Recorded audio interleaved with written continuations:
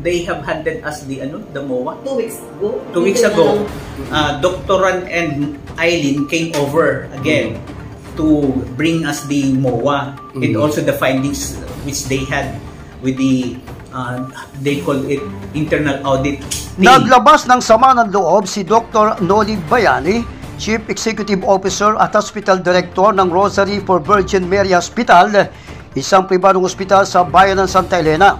Ito'y dahil sa hindi umano natupad ang nakapaloob sa Memorandum of Agreement hinggil sa MAI program o Medical Assistance to Indigent People ng Provincial Government na nilagdaan pa ni Camarines Norte Governor Ricardo Tidong Padilla at Dr. Noli Bayani, Medical Director ng nabanggit na pagamutan.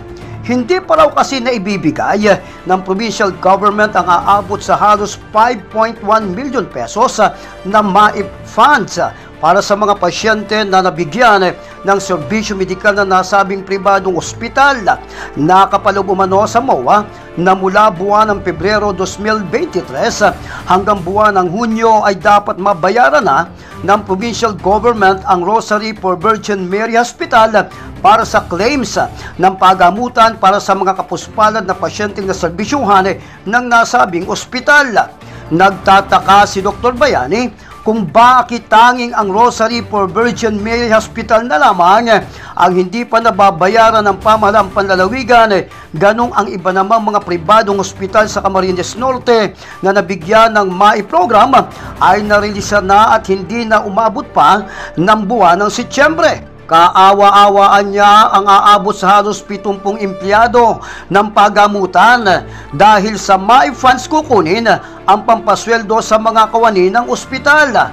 Ikinalungkot din ni Dr. Noli Bayani ang lumabas na findings ng internal audit team na umunoy isa sa dahilan kung kaya't nababalam ang pag-release ng MAI funds sa kanilang ospital ay dahil umano sa wala sa master list ng GSO sa Labo District Hospital ang ilang mga pangalan ng pasyente at walang referral mula sa Rosary for Virgin Mary Hospital.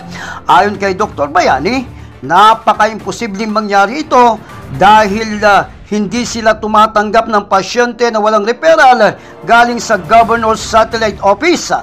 Sa gwardiya pa lamang anya ng kanilang ospital ay dinodouble check na mga referral ng mga pasyente at ang lahat anya ng mga pangalan ng pasyente nakaabil ng MAI program ay nasa database ng Governor's Satellite Office kung kaya't hindi mangyayari na mawawala sa master list ang mga pangalan ng pasyente. Malinaw din anya ang mga dokumentong hawak nila kaugnay ng statement of account ng mga pasyente. Sa katunayan, pirmado ito ng mga pasyenteng nakaabil ng naturang programa. Batay kasi sa utilization of MAP program findings na nasabing pagamutan, lumalabas na aabot sa 628 na pasyente ang submitted MAP claims ng ospital, subalit hindi nire-recognize ng Governor's Satellite Office at ng Governor's Office.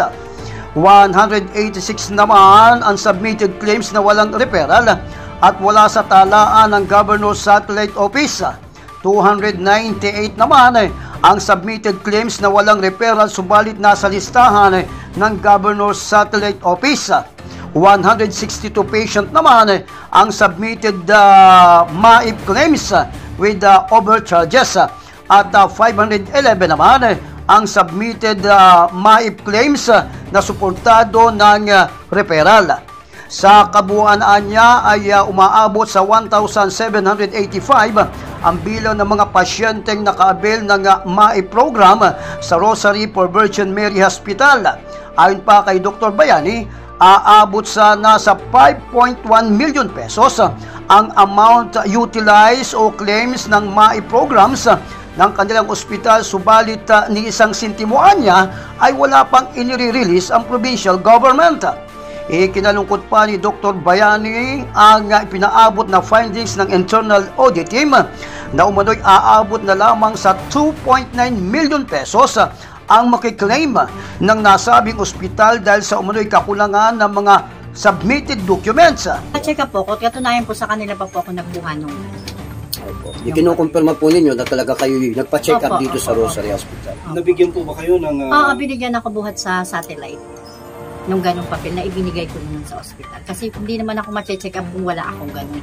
Madalas ba ako dyan nagpa-check up sa kanila? At dyan lang naman talaga kami nagpapa-check up sa MAEP. Ano lang naman sir, pupunta ka lang naman po doon na binibigay na maliit na papel, saka ipapasa sa ospital. Ganun lang naman yung ano. Kasi hindi ka naman po check upin dyan pag di ka dadaan sa MAEP. Po. Kasi kung hindi ka dadaan doon, mapakonfine ka dyan, di mo mabayad ka. Wala naman kami pinayaran. May nabawas. Ang aking pinirmahang ano dito, ito ay bali 13,000. Asan sir yung ano ng hospital? Oh, ito ang bali balance na. Balance ito sa tinanggal sa aking PhilHealth. Ito sir na 6,000.